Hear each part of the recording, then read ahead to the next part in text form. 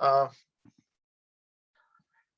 Hello everyone. So today we'll be discussing about more about blockchain. So last class I tried to give you all overall introduction of a blockchain system, and today we are going to see actually what was the original idea of blockchain as proposed by Satoshi Nakamoto in his seminal paper.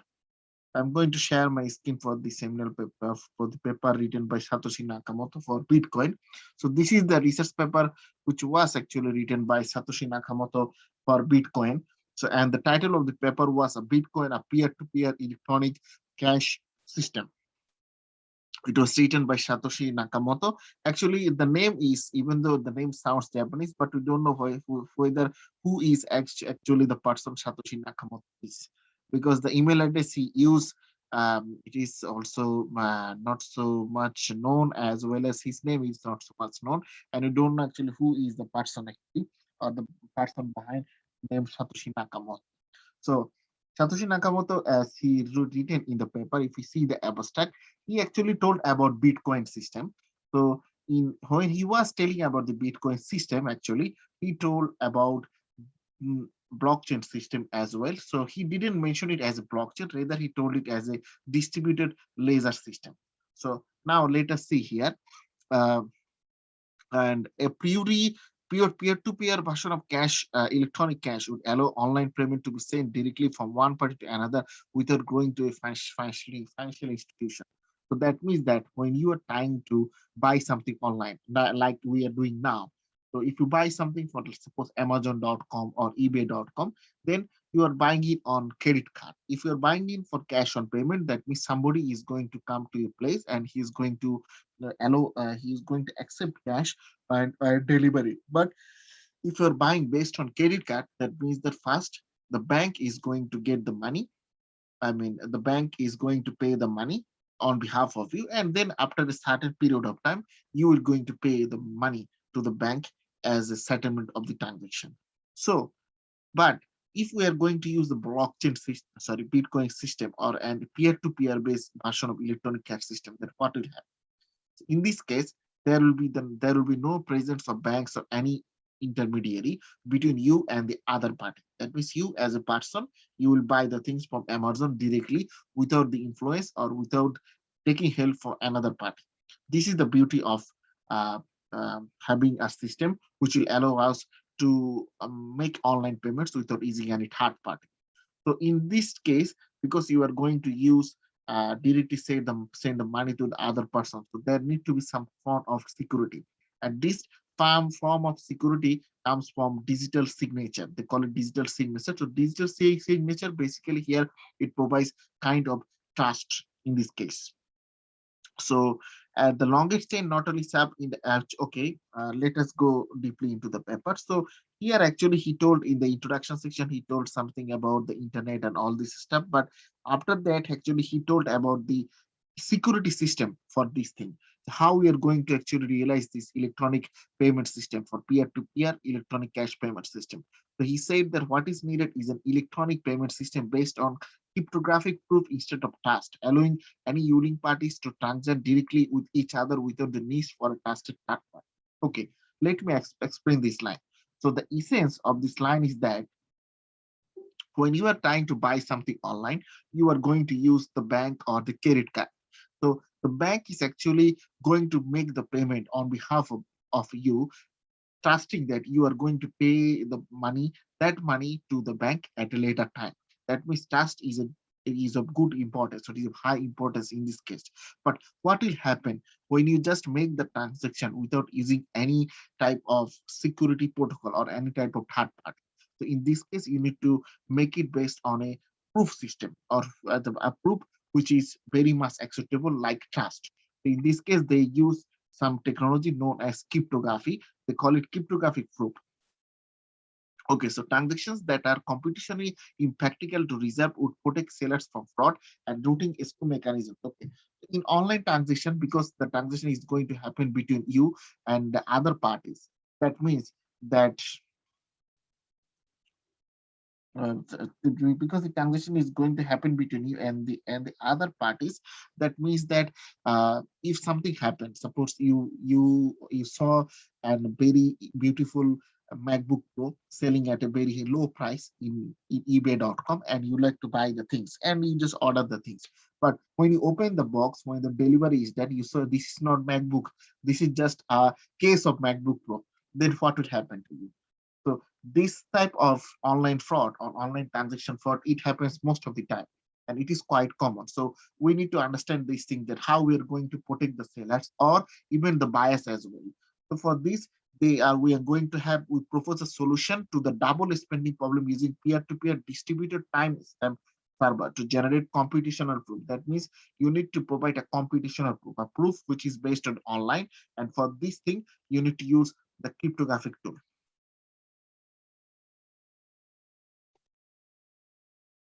And then here he proposed actually this type of system. This is the original image as proposed by Satoshi Nakamoto for this. So here he defined about transaction, how we're going to make the transaction happen in this type of system. So he defined that an electronic coin as a chain of digital signature. So he said that there will be an electronic coin, but how we are going to define this electronic coin. So electronic coin, basically, we know it is a coin, but it is a coin with as a chain of digital signature. That means we are going to use the coin many times. So every time a transaction happens, there will be a digital signatures. And so it will be a chain of signatures happening, both at your side as well as the seller side. So this is why he defined electronic coin as a chain of digital signatures. Each owner transferred the coin to the next by digitally signing a hash of the previous transaction and the public key to the next owner and adding this to the end of the coin. That means when you are going to buy something, suppose you are going to buy from Amazon.com. So in this figure, your honor key is your public key. So this public key basically means that when you are going to buy something online, you need to register for the account in that in that account. So when for the registration purpose, you after registration, if after you do registration in Amazon.com or eBay.com, you will have and username as well as a password. Your username is basically a public key. That means all the users in the Amazon.com or even the sellers can see your name. So your username is basically the public key. But what is the private key? Private key here is basically your password, because your password is only can be shown by you, or only you can see you or maybe your other trusted party. If you share your password with some of your trusted sources, then in this case, so when you try to transact with this system, so your username is your public key, which is actually written here on our one's public key. Your username is your public key here, and then when you are going to buy something from a seller, that means you are going to put hash. You are going to transfer the coin to the making the order to the seller, and the seller zero is going to give the signature. That means he is going to confirm your order.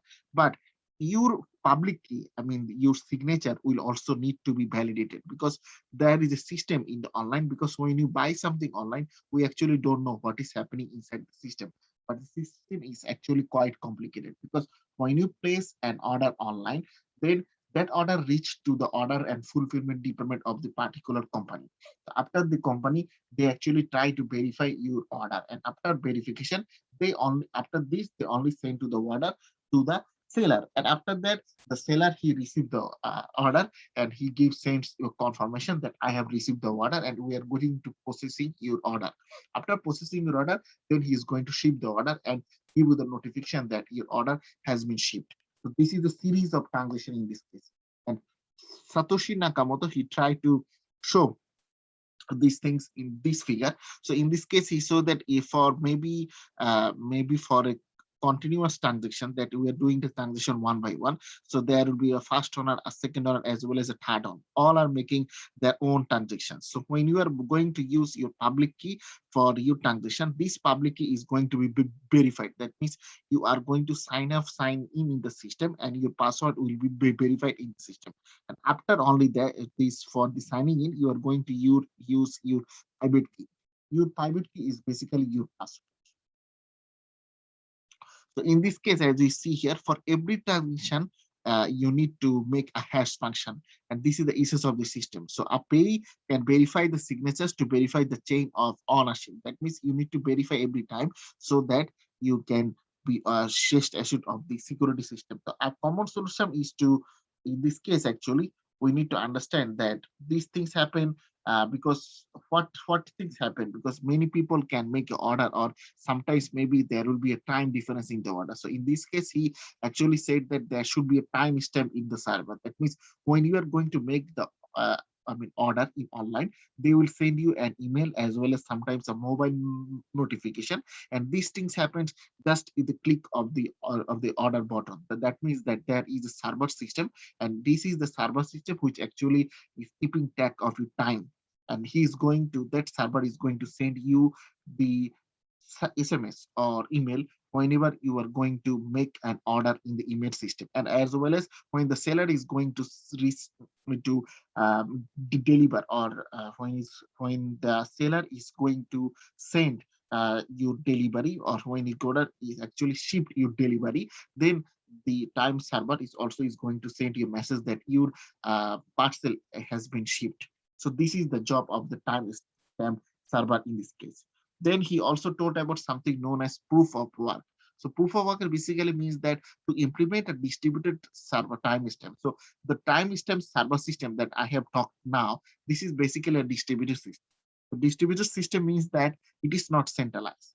Centralized means that if it is centralized system, then only Amazon can only use the system, nobody else, not you or not the seller. But you as a buyer can use the timestamp server. That means when you are going to make the order, the timestamp server is actually recording your order and going to send you a notification. And when the seller is actually going to ship you the documents, this one is also uh, uh, recording the things or the functions or actions taken by the seller. That means it is a distributed system, and it is distributed between the sellers as well as the buyers.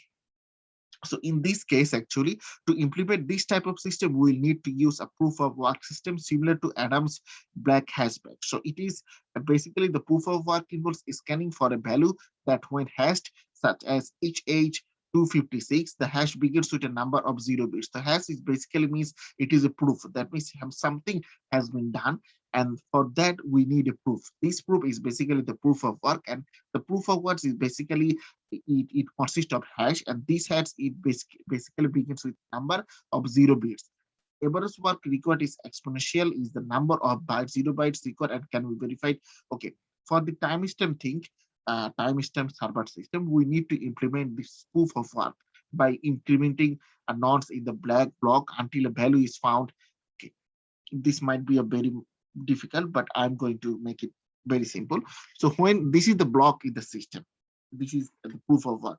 So whenever any customer he tries to buy something online, he will make the order online. So when you click the order button, there will be an automatic email generation or SMS generation, and they will going to come to your mobile or even email box that your order has been you have placed the order. So, and after every time after your order has been shipped or your order has been verified, all this email is going to be communicated with you. That means somebody is watching or is taking care of your transaction. And when the seller is going to do the activities, like when the seller he receive your order, he is going to confirm your order, and after this he is going to make process your order. After that, he is going to send your order. So all these things are actually recorded in this case. So when these things are recorded, we need to make sure that there is no other third party who is watching over us. So we need to make sure all things are being done by using the fair method. So for making the things that for understanding or for making or for ensuring that things are being done on fairly basis, we need to have a proof. So in this case, we have a proof of work, and this proof of work is basically the email or the messages we are going to receive from the system. I have one question. Yes. That I can relate this example with the e-commerce. So e-commerce actually they are following this same system, same procedure. Actually, e-commerce system, the e-commerce system, they are using a computer system and everything, but they are not using the blockchain. I mean, they have their own centralized system. But when you talk about blockchain, it is decentralized. basically. So Okay. centralization is the key here, because sometimes you will see that there are some sites actually who only send you message after you, after your order is confirmed and when the seller is going to ship the products. No other messages has been sent in this case. But when it is a blockchain system, for every step taken, it is going to give you an update. Oh, okay. They are notified you by the Yes, yes. email. Email, Okay. email Understood. or SMS or some other means of course. Okay. Yeah. So in this case, actually, he talked about all these things, and after these steps, this is the technical part. So you don't need to understand. And there is a payment verification purpose. Is it is also, and then after this, he talked something about the uh, this is his talk about the probability and all these things. So Satoshi Nakamoto, as many people actually he talked. I just consult about this paper because many people think that Satoshi Nakamoto is the person who talked about the blockchain, but actually he just wrote some the very small portion about how the blockchain system works. It is a very small system, and he never told. He never mentioned that it is a blockchain system. He just mentioned that it is a decentralized system. That's it. But people nowadays, many people actually they think that this Bitcoin, this blockchain, they are all similar, and this had been mentioned by him. But blockchain actually it comes at a later stage. And in the next slide, actually, we are going to watch actually when this blockchain thing started to happen. So this is the lecture and introduction to blockchain. So what is a blockchain? So to understand the blockchain, we need to understand this is from the Economist magazine 2015. They have told something about this. Can you change the slide? We cannot see the slide. Maybe you have to. Okay, Uh, I need to share again multiple. Okay, and now you can see. okay. Okay, Thank you. okay, welcome. Thank you. Okay, so Yes, thank you. thank you. So to understand the power of blockchain system, the things they can do, it is important to distinguish between three things that are commonly muddled up, namely the Bitcoin currency, the specific blockchain that underlies and the idea of blockchain. So that's why actually I talk about this. Many people they jumbled upon this term. They understand that Bitcoin, blockchain, and all those things together, but they are different types. For Bitcoin currency, of course, we need to have a decentralized system. So this is one kind of blockchain. And then there is also some general idea of blockchain. So we are going to explore some details about it. What is a blockchain, basically? So blockchain, as we see here, blockchain is basically it is a distributed ledger. So when you talk about distributed, that means that many people can access it at a time. Distribution. So that distributed basically means that many people can access this for multiple locations. And when you talk about just distributed, this term distributed is more related with actually decentralization. So when something is centralized, that means that only very few number of people or selected or chosen group of people can use or access the system. And when the system is decentralized, that means that it can be accessed or it can be utilized by many people at a time. So this is the beauty of blockchain. Blockchain is basically is a decentralized system or the distributed ledger tech based on distributed ledger technology. So one technology that enables the creation of a distributed ledger. So it's, in simple terms, we can define blockchain as a ledger system. So what happens to a ledger? So ledger is basically is a record for transactions. Whenever we are going to make any transactions, we are going to put it in the ledger system to know the balance at the end of the day. And blockchain is also one kind of the ledger system, but it is a distributed ledger system. That means that this system is not accessible by a few groups of people, but it is rather accessible by a wide range of people. So blockchain system is basically, we can tell that the another synonym for blockchain will be distributed ledger technology, or in short, we call it DLT. So the specific technological protocol and underlying, if we see in this the oval shaped figure here, one distributed laser technology. So distributed laser technology, the context of distributed laser technology is very high compared with the context of blockchain as well as the distributed laser technology. So blockchain is basically is a very small, what we can say, a very small application of this blockchain is basically is a very small application of the distribution layer technology. And distributed layer technology, it can do so many things. And so this figure basically means that the blockchain system we are talking about now, we are just talking only a very small power of the blockchain system.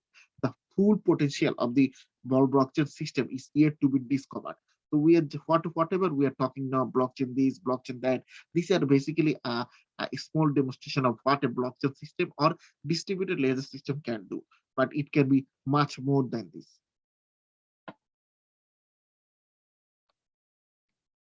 So what are the elements of blockchain? So we need to understand that three things are related to blockchain. So blockchain is basically essentially is a technology. Blockchain, it is not something known as a product or something. Bitcoin is a financial product. That means it is a coin system, we can tell that, or a virtual coin. But blockchain, it is a technology. The blockchain is basically a technology that permits transactions to be gathered into blocks. That means we are going to have transactions, and these transactions are going uh, to be stored in blocks and allows the resulting ledger to be accessed by different servers. That means what I told just now. The ledger means that it is a record for ledger is used for recording transactions. So what is the purpose of recording transaction?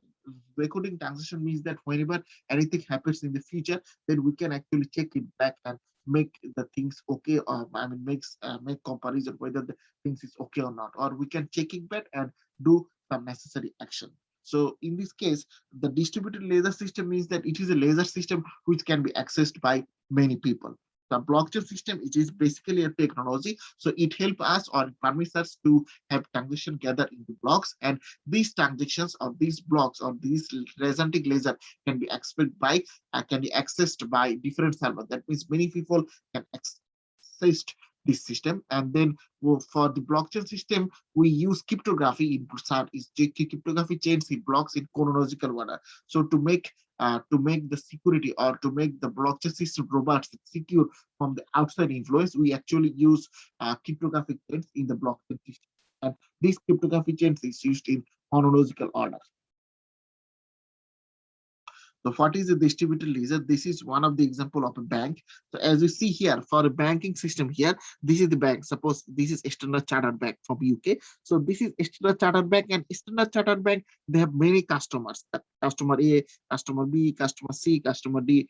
Suppose here is the four customers. So here actually the bank actually has separate ledger books for each customer. So there are multiple ledgers, but basically this client actually they don't have any access to the lasers. That means that when when the when class client B, suppose there is customer B, and this customer B he actually tries to reconcile his own laser against that of bank and must convince the bank the true state of the bank laser if this image arises. Suppose that this customer B he wants to make reconciliation of his bank statement to that of this bank, and then for this purpose he need to recruit the bank to take the bank ledger or his bank passbook and make an adjustment if there is something needed.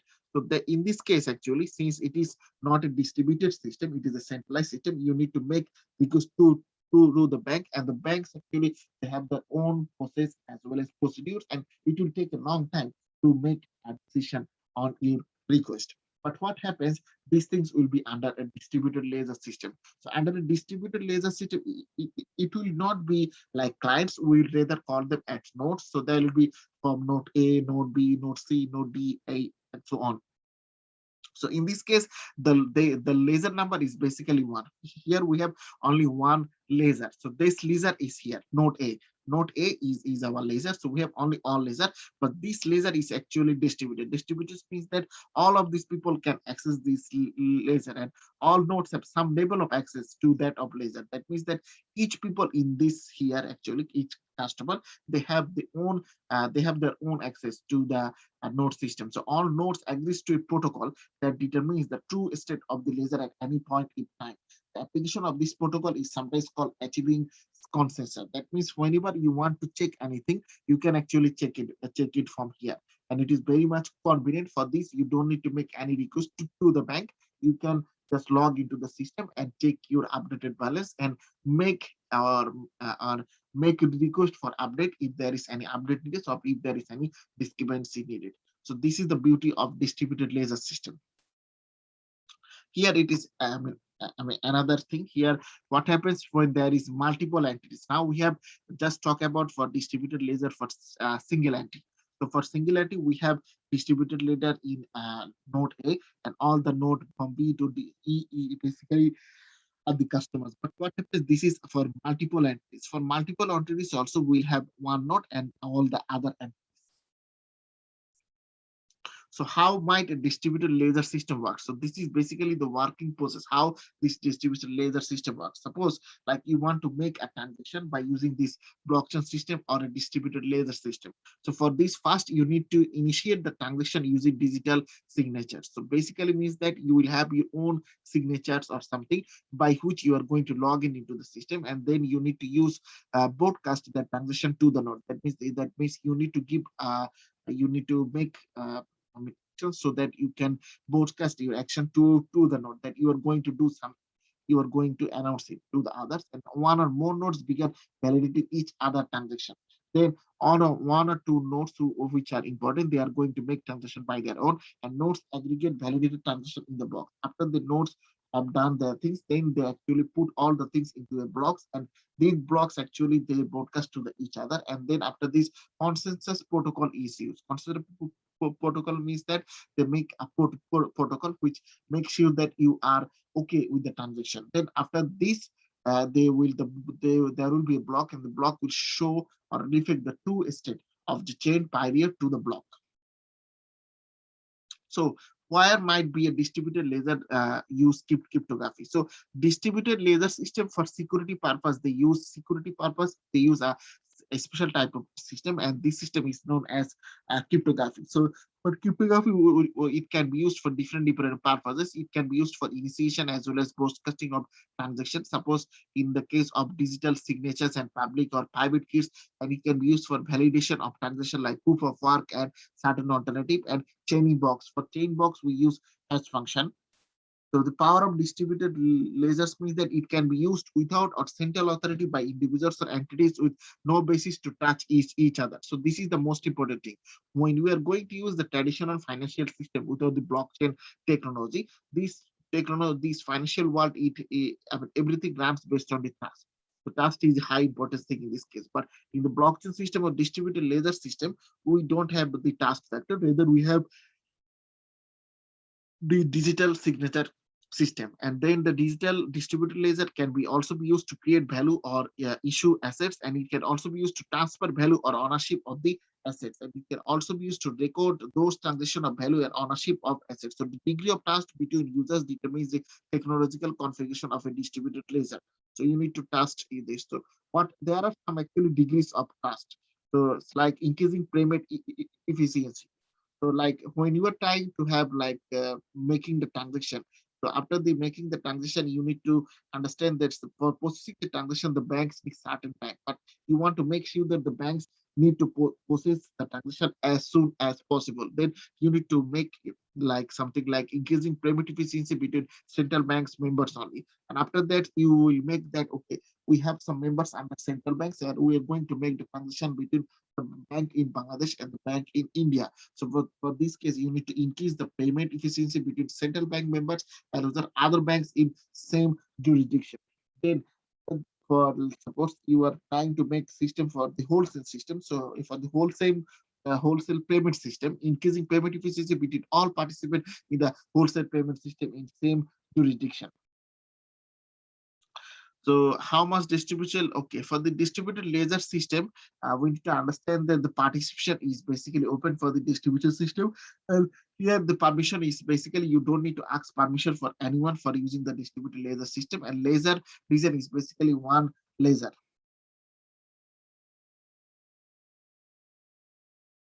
Then we have a paper which is on blockchain based banking system, because we need to understand not the technical aspects. After technical aspects, some understanding of technical aspects, we need to understand the practical aspect of the blockchain system, how we're going to utilize the blockchain system in our everyday life or in the world of finance. So here this is a research paper from Journal of Risks and Financial Management, and this is a quite new research paper because this research paper has just published this year in 2021. So this is quite new, and this paper is about fantastic based blockchain and based banking. So that does talk about the blockchain based banking system. So here actually they say that the blockchain is one of the primary digital technologies utilized in the finance industry with huge potential. So these people, the author of this research paper, they also understand the blockchain system have a huge potential, and its full potential is yet to be realized. So banks and payment services have been around for centuries and predate modern capitalism. That means when we are talking about capitalism, the actually the world of capitalism is basically run by banks and payment services. So bank and payment services, they occupy one of the most important sector under the financial sector. So blockchain, or in for short, that we call it BC. BC is one of the key innovative technologies. Blockchain are basically distributed ledger technology, as just now we have discussed, that can maintain secure verifiable records and proof of transaction, reducing double spending of taxation. That means blockchain is the system for ensuring the sorry for ensuring the security as well as the purpose for the security as well as the integrity of a financial transaction. So China is basically using the blockchain system currently for the COVID-19 recovery, and the Chinese they use blockchain-based service network. So this blockchain-based service network is in for short, it is known as BSN. It is developed by China. It is estimated to decrease blockchain-based business transaction cost in China by 80%. Moreover, the People's Bank in China is in the process of implementing a digital yuan with many central banks. That means nowadays in China, they are also talking about central bank digital currency, and they have already implemented the central bank digital currency for test purpose in some places, and hence research especially regarding blockchain adoption is banking is becoming significant. That means since many people are being interested about the blockchain system, so we need to understand that how this blockchain is going to influence the world of business. So as we can say here, blockchains may have significant potential in many industries including financial services store, but we need to understand its limitation as well as adoption challenges, misconceptions, social, ethical, economical, and legal impact of using the blockchain system.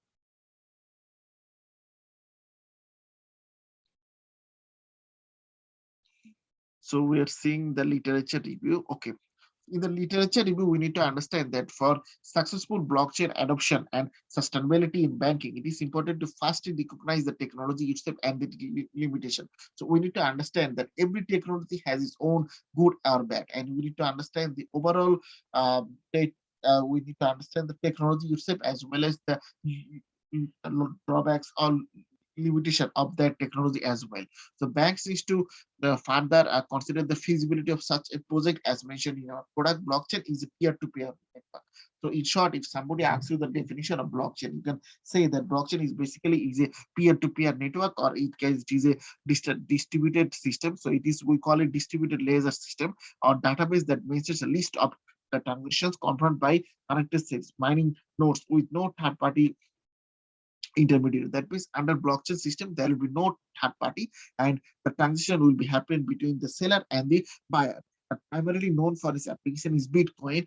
Blockchain features a distributed transactional features. So blockchain, the Keystone blockchain has particularly been has particularly related with a digital with distributed ledger system. And any asset that is digitally transferable between two parties. So under the blockchain system, we have some keywords. Supports a key decision on blockchain adoption is the selection of coin, token, or coins. Any asset uh, or any asset, financial asset or something, any asset that is digitally transferable. So any asset which can be transferred to the person or for the individuals digitally is called basically called a token. These tokens are used on in existing blockchain. So these tokens are issued on an existing blockchains. Basically, these tokens are used or are utilized only for the existing blockchain system, whereas a digital coin is an asset native to its own blockchain. So this digital coin is something which is basically native to its own blockchain system. Blockchain technology can be utilized for any asset that can be stored. We can utilize the blockchain system for any asset, but this asset had to fulfill some criteria. This criteria is it can be stored, it can be transacted as well as it can be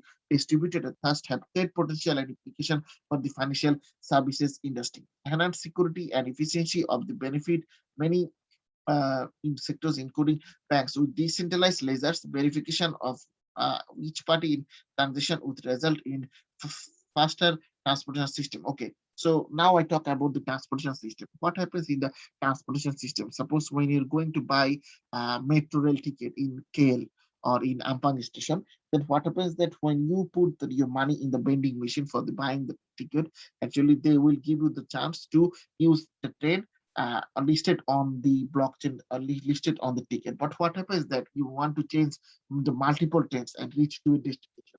For this, you need to get down at every station and then you need to buy a new ticket every time.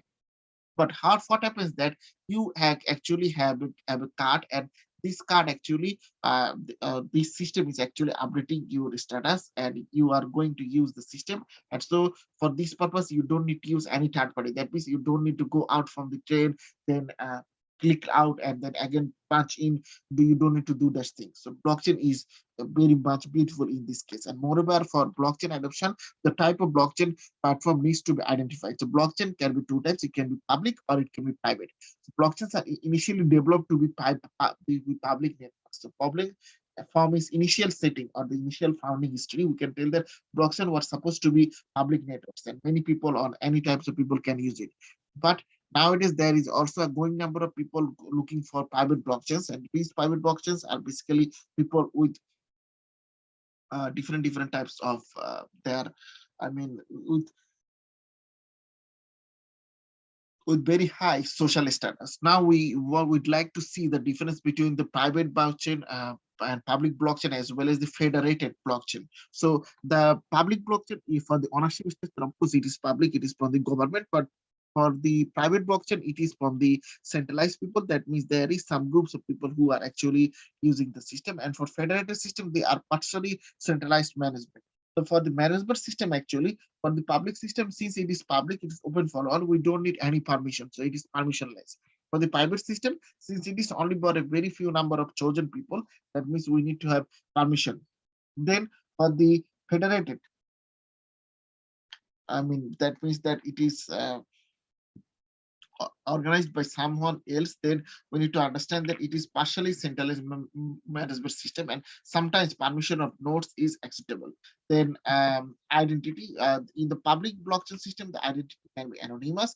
In private blockchain, of course, identify users, that means others cannot enter. And then for the federated system, collection permission node is much important. And then also the then there is consensus. So for the consensus in the public blockchain system, for public blockchain system, we have something known as proof of work, which is POS. And then for the private blockchain system, we have light proof of work, multiple pre-approved stakeholder or voting consensus. And for the federated, we have low proof of work and multiple pre-approved stakeholder. And for the network system, for the public blockchain system, the network system is always decentralized. Then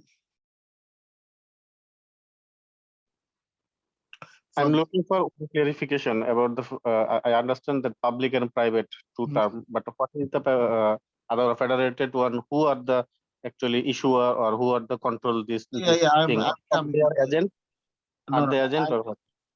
This here is basically the system, how we are going to implement the blockchain system. So there are three ways we can going to implement the blockchain system, or three system, any of the system we can adopt for our blockchain system.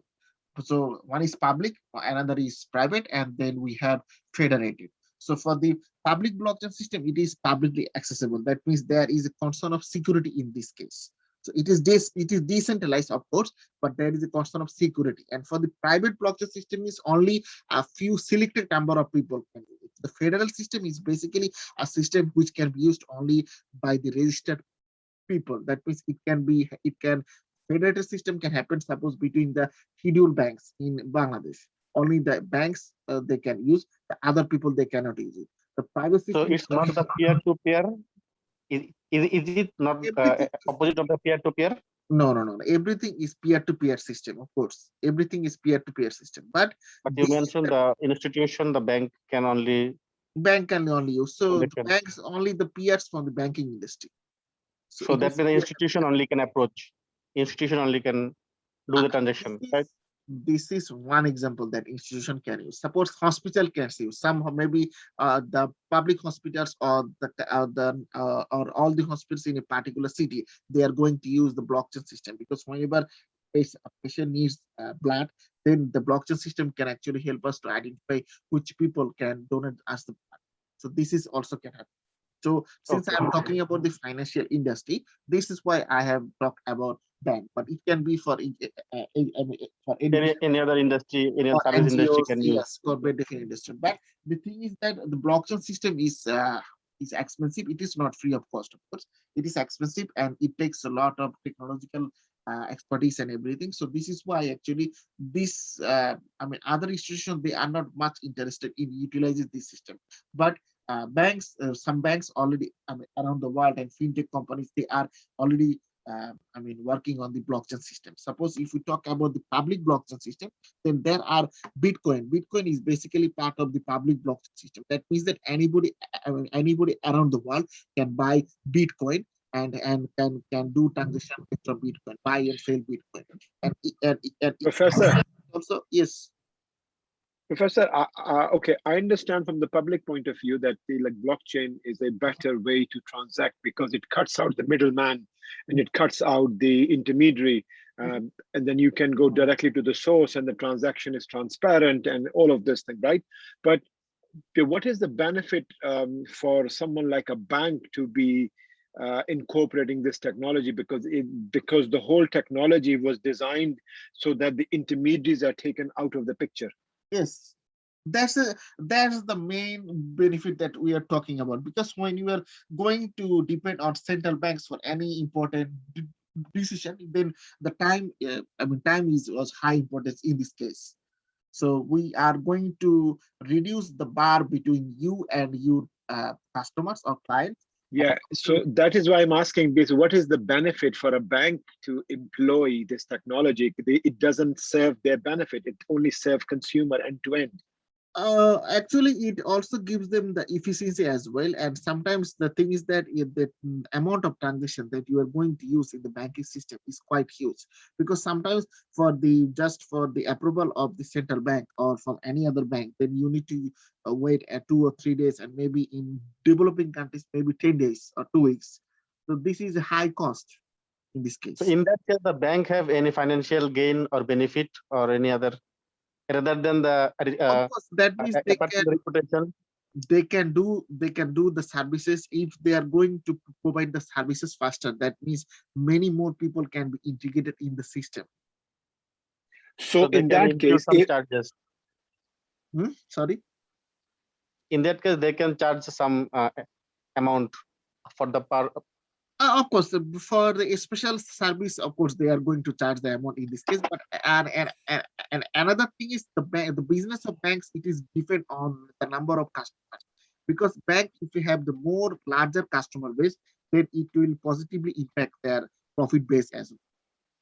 so Professor, in this case, if the bank is going to employ this technology in order to increase their efficiency and not to lose the market kind of like share, does that mean that part of transaction that is going to directly benefit the bank, that will not be regulated by the central bank, so it will be an unregulated transaction, right? Actually, it is not unregulated, brother.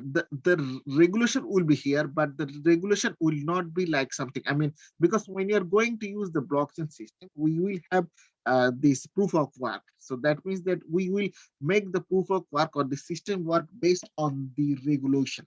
But when you so everything will be done based on digitally.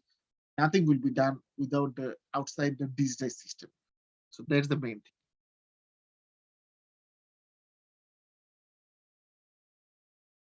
Suppose I give one more example about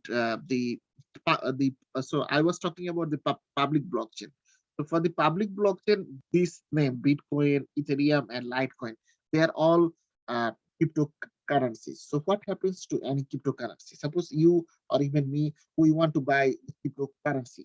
So we any people can I mean around the world they can buy cryptocurrency and they can do transactions based on cryptocurrency in whichever place it is acceptable. In this case, that means this cryptocurrency can be bought and sold by any person, I mean, around the world. And this cryptocurrency system, they work based on the blockchain system. So it is a public blockchain. It is accessible from anywhere.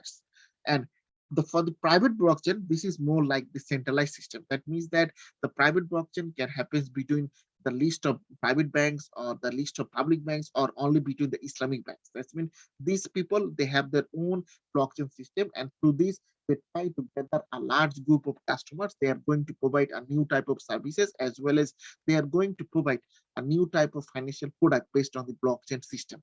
So the benefits are for the banking industry or the fintech industry are actually quite large compared with the normal system that we're having now.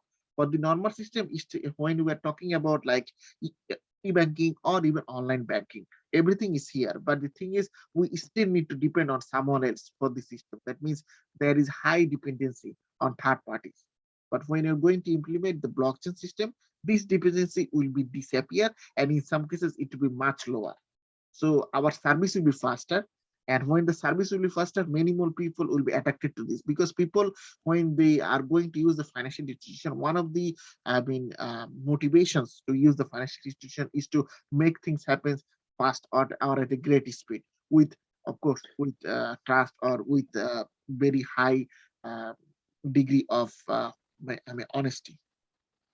So do you think that because of this technology, because of the more the technology develops, the more the opportunity comes in, the banking system will be irrelevant. So it will be more peer-to-peer, direct, end-to-end transaction, Yes, yes. rather than having a central government or basic central bank intervention.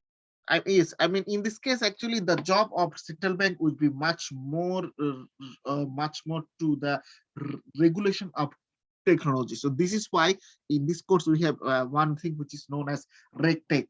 So RegTech basically means the regulatory technology. So for this, actually, you need to implement or use one more system. This is a supplementary system together with the blockchain system. So this system will basically ensure that the transactions or the things that you are performing by using your banking system, they are according to the law.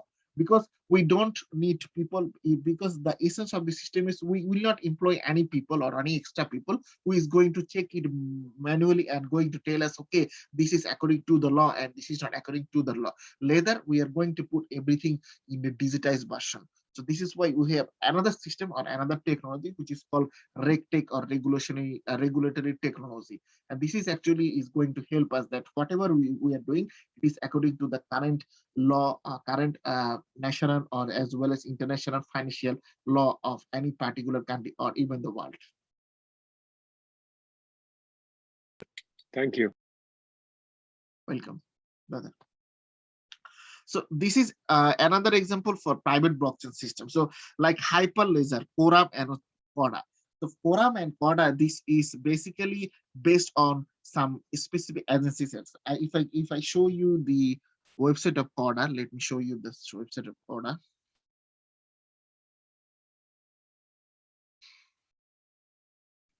So Corda, I'm going to share my screen. So this is the website for Corda. So when we put on Corda, they put us this open source blockchain platform for business. So let us click here, Corda. Okay. So why Corda? Okay, so we click here. Okay. After clicking here, the only blockchain app development platform built for highly regulated industries. That means that in data is shared with all parties are largely unsuited for regulated businesses. That means when we have a business, and for this business, you need to understand that there is high degree of rules and regulation that we need to follow. For this business, you can use this type of system. And in this type of system, actually, the thing is that this type of system, like suppose for the banking industry. So there is a central bank. Suppose in Bangladesh, we have the Central Bank of Bangladesh, or for short, we call it BB or Bangladesh Bank. So Bangladesh Bank, under Bangladesh Bank, there are some scheduled bank as well as there are some private banks as well as there are some international branches of banks. So Bangladesh banks wants that for the scheduled banks, they need to have system like they would need to Bangladesh Bank, they want to make sure that the scheduled banks are running as per the laws, rules and regulations stipulated by the Bangladesh Bank, I mean order. That means the Bangladesh Bank order is basically the rules and regulation by which all the banking institution should follow in doing their transactions. So for this transaction, rather than giving them instruction one by one or just telling them, okay, you need to follow this, they are going to implement a blockchain system. So this blockchain system, what they will do, this blockchain system will always make sure that the transactions are happening in the scheduled bank as per the regulation of the central bank. So how the central bank is going to check, because it is a blockchain system, it is a decentralized system. That means everyone in the system, I mean every bank who is a part of the system, they can access the system and check that whatever is happening in the system, whether it is happening as per the law or not. Central bank can also check the system and they will tell, suppose there is one one bank who has not performed one transaction, one particular transaction according to the law. So they can check it and they can actually tell us, okay, your transaction is not as per the law. Can you please briefly explain it, or can you give some more explanation for these things? So this is the way actually blockchain is going to help us. And they are going to give us a lot more time for our transition, because when you're going to do it by your in now in normal settings, so what will happen, the all the banks after a certain time they are going to report to the central banks about their transactions. So after this, the bank need to check the transaction and they need to verify each transaction. Only after the verification your transaction can be performed. So until this point you need to wait a long time. But for the blockchain system, this can happen on real time or in very short time, within maybe 2 hours, 3 hours, or 6 hours, and or maybe just 10 minutes or 5 minutes. And so the amount of services that we are going to perform, it will be very much faster in the banking system. Is it clear now?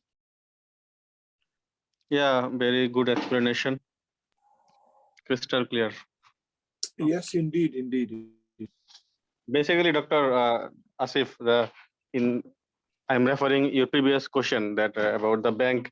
Actually, I read one case study that actually bank was in fair previously, and they are a bit anxious about the security, and also they are not welcome the new technology. But now they are actually realizing that they are getting behind, and it's not a opposition of their conventional system. They are welcoming and embedded their system.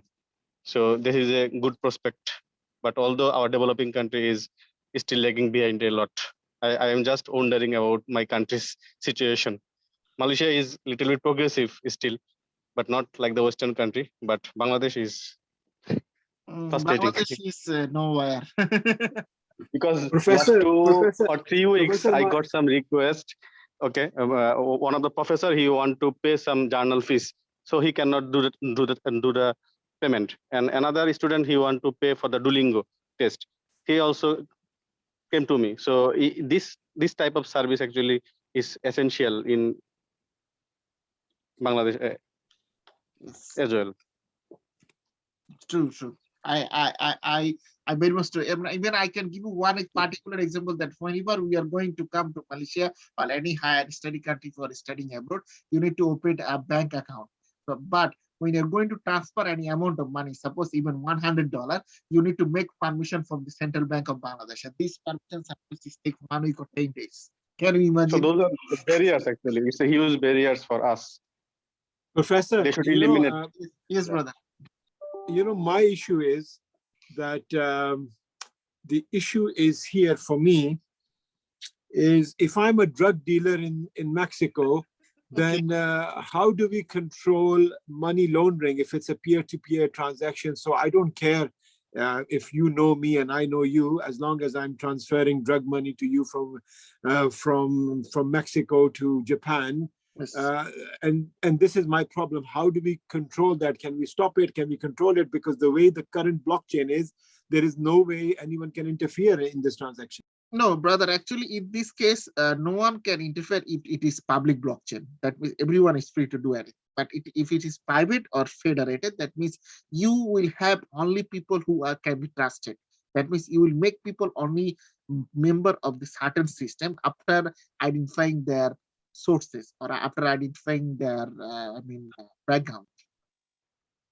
But I think the more benefit, the public is more interested in public blockchain rather than the regulated blockchain, right? But I don't think, brother, the public blockchain will be, realized in great amount, because all over the world, even the people who actually come up with the blockchain system, they are also taking like because the people greed and all the crime, these are all, these are part of the financial system. We cannot, move it out. The system have some loopholes. Okay, we have to accept that. Yeah. So this will be always there. It is always there since the beginning of the human civilization.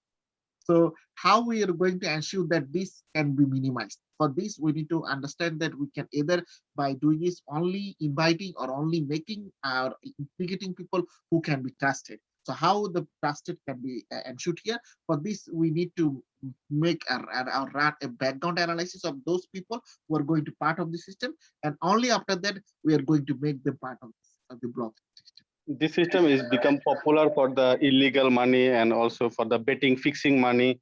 Okay, and also the casino, If you see money. here, Yeah, yes, online games. Yes, and if you see here, all the blockchain, all the cryptocurrencies, Bitcoin, Ethereum, Litecoin, these are actually is illegal in many countries around the world, but still many people are being able to do this. Why? Because it is under the public blockchain. But if it is under the private or federated blockchain, never. They will never be able to do so.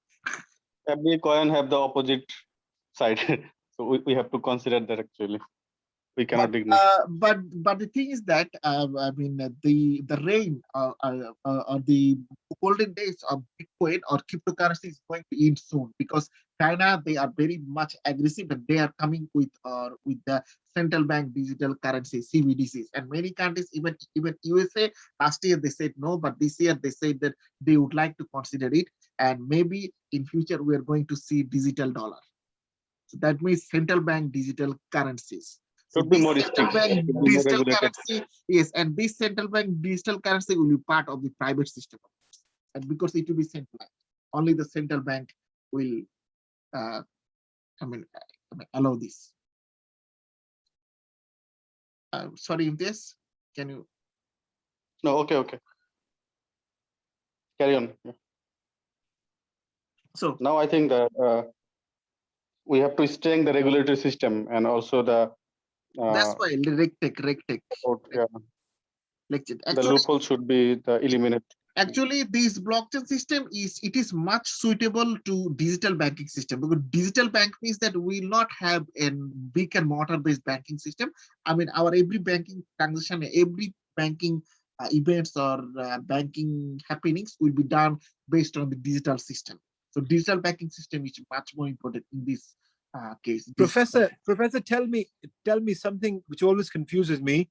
Yes. I want to know, okay, it doesn't matter blockchain, regulated, irregular, I don't care about, okay, we all understand that. I want to know who controls the internet ultimately. Who controls the internet? It is the technological companies who control the internet. So in this case, doesn't matter how blockchain or whatever transaction is, the ultimate control, it is on the internet, right? Even though it is internet, brother, but it is actually a system inside the internet. That means, in your brain, there are many parts. So on the nerves of the brain, when somebody uses a scan, then he can see only the nerves of the brain. But what is happening inside the nerves of the brain, you cannot explore actually most of the time. There are also some parts of the brain which are actually dark side of the brain. You cannot explore it. Nobody can. So if for example, Bangladesh government want to switch off or restrict the internet, then it means our transactions will not go through digitally, right? Whether actually government, they cannot switch or they cannot turn off the internet. They don't have the power. The only thing they can do, they can make this bar. That means this internet is basically is a signal. It's a World Wide Web. And this internet actually, brother, is going to change as well. I mean, because when you're going to talk about this, this is not a technology class, because if technology, then we will understand about the expression of technology.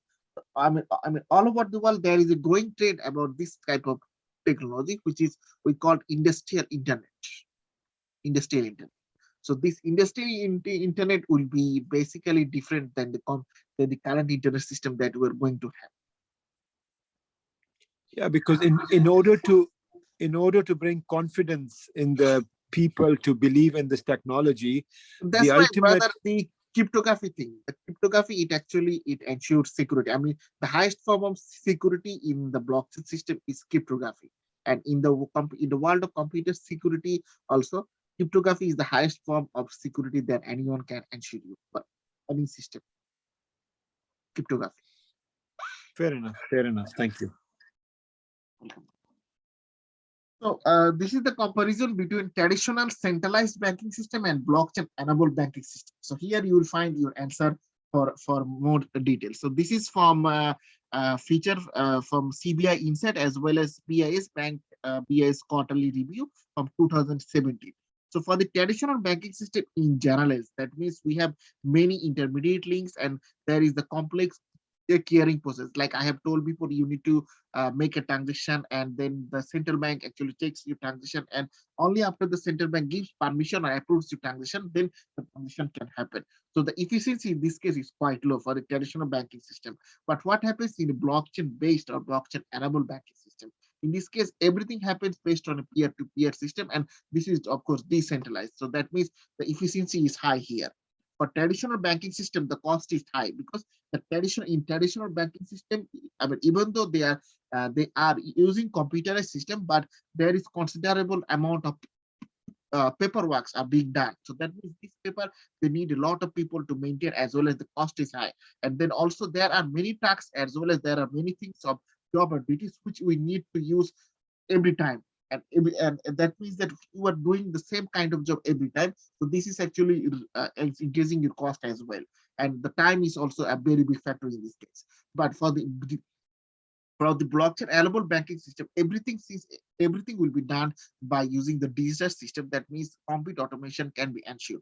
So when this complete automation can be ensured, that means that this intermediation can be there. We can roll out the role of these intermediates in this case, and thus this way we can actually lower the cost. And security for the traditional banking system also, they are highly susceptible to security, because if something lost, or if there is some accident happening in the bank branch, that means your records, as well as your many important things and documents will be lost.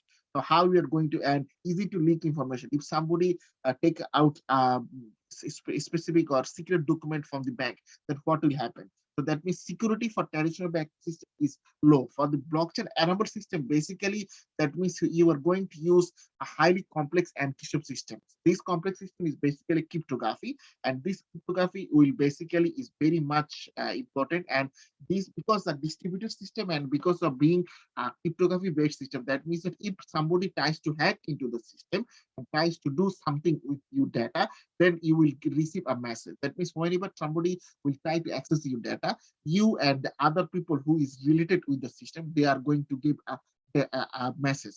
So this is quite important. So that means that you will take timely action before somebody takes charge of your account of or data. Then overall customer experience, of course, for traditional banking system, there is a limitation of geographic thing. That means we can only provide services to in our convenient location. We cannot provide services to people living in the Sahara desert or some remote areas. So this is the most important thing. That means that the way we are going to provide the customer service is limited. But with the blockchain-based banking system, it is geographically independent, because it is everything online. So anybody around the world can access it, and new products and services, banking products and services can be introduced. And of course, this ensures that good customer service experience.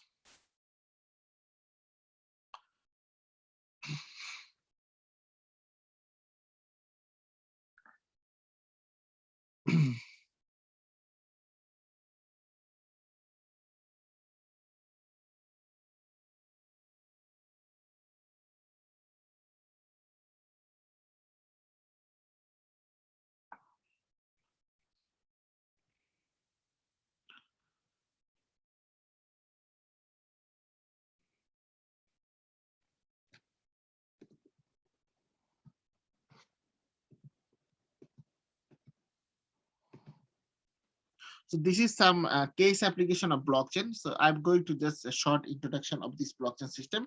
Nasdaq actually first reported its first stock test on December 30, 2015 using blockchain. So Link platform is basically the platform the Nasdaq is going to use, and they are using Link platform established with chain.com, and IDCO facilitated these transactions. And in 2015 also, Australian Stock Exchange, they initiated replacement possibility for clearing house electronic sub-registry system and collaborative digital holdings to establish a blockchain-based clearing and settlement system. So in the stock market, clearing and settlement, they actually include a very high amount of data as well as high amount of paperwork.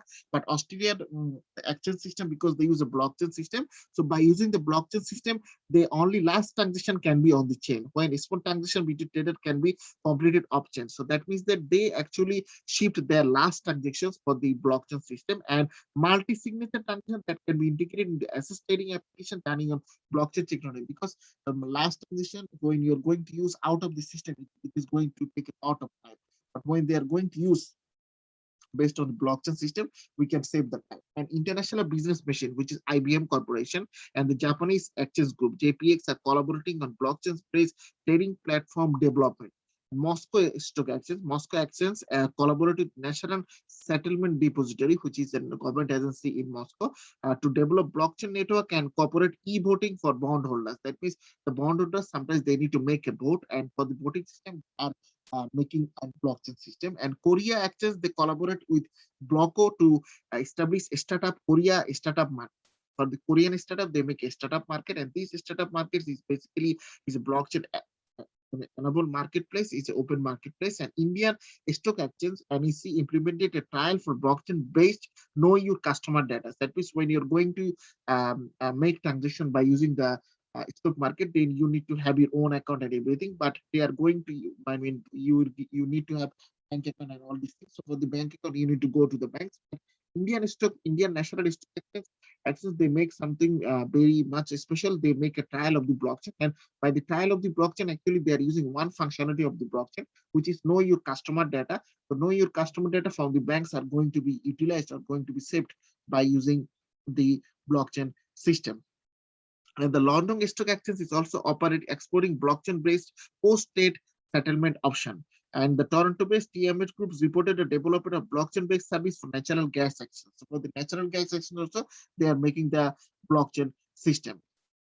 So for the payment system, Ripple, I told, okay, the Westpac collaborated with Ripple to facilitate blockchain-based payment and settlement for in 2016 for cross-border transactions. So as I have told just maybe 10 minutes ago, that in Bangladesh, if you're going to pay for article publication or for any international fee or buying something online, then actually you need to go to the bank, and going to the banks and paying the things, it is a very high amount of challenging tax, as well as sometimes there is no guarantee that tax can be performed. So that means there is high odds in this case for cross-border transaction. But what will happen if there is a payment based blockchain system for this case? So in this case, this Westpac, they collaborated with Ripple. Ripple is basically is a real-time ghost settlement system. It is a blockchain-based currency exchange and remittance platform. It was established in the year 2012.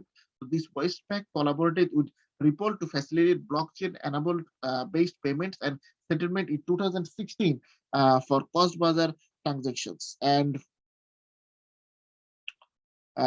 in trade finance, IBM and IBM and Masaryk, they partner to explore blockchain solution in supply chain management.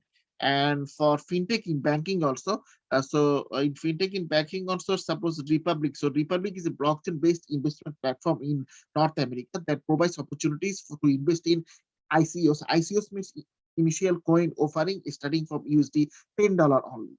Then the Gibrel New York. So Gibrel New York is basically is a blockchain-based platform, and it allows tokenization of assets such as loans, commodities, and ICOs.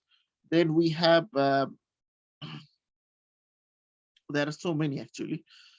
Then blockchains and fintech startups. So there is also some case of blockchain and fintech startups. So JP Morgan Chase. So JP Morgan Chase, they have make one. partnership with Quorum. So Quorum is a division established to explore blockchain-based applications such as annual certificate of deposit and variable rates with smart contracts to ensure speedy transactions. And Goldman shares they are Circle is a blockchain-based cryptocurrency, a startup focused on solving volatility issues of digital currencies, enabling crypto options to be more viable in the financial sector. And UBS Group, they make something known as Batavia. So Batavia is established by collaborating with IBM during the year 2015, and its job is to facilitate live transactions for corporate clients. Cross-border transactions such as card sales and textile in Austria have been completed so far.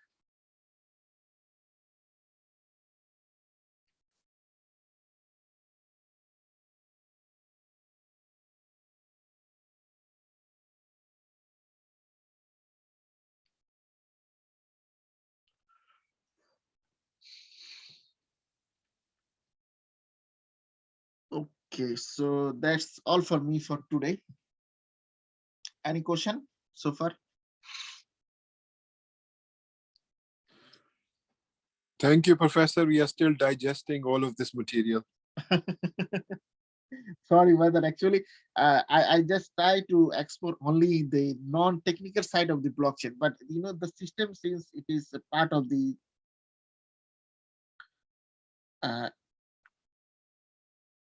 I mean, how to say? See, the thing is this, for example, myself, I'm a social scientist, and I always want to see the application of anything, technology, implementation of that technology, and then basically from a different angles. I'm just trying to still make sense of this for myself in order for me to be comfortable with all of this information, and to see that basically where are we going with this information? Are we creating another Google directory with all this information, or we are going to actually, in the future, we're going to employ this technology in parallel to the current banking system? Actually, the current banking system we have, which is traditional banking system, but the banking system is going to be digitized. That means digital banking system is the future. Yes, we can see that already, especially in the UK. All of the physical high street banks are pretty much disappearing. And all of the transactions are based on automated system. We don't need to speak to a manager depending on our financial status and depending upon our credit rating and our digital presence. All the loans are being approved. We don't need to speak to a human intervention. So that has been pretty much digitized, at least in Europe. I'm not sure in other parts of the world, but let's see how this evolution is going to transform the next wave of kind of like financial transactions. Yes, I mean, this one is question question.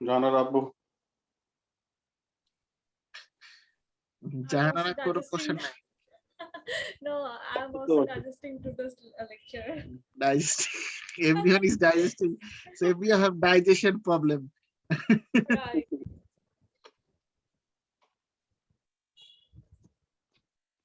Food ঠিক ছিল কিনা সেটা তো বলতে হবে, ঠিক না? We have to know that food is well cooked. Tasty or not. Yeah. Otherwise, brother, if you cook too much, if you overcook, and then that's bad as well. Yeah. Right now, I am cooking the payash. Everyone, welcome. Payash.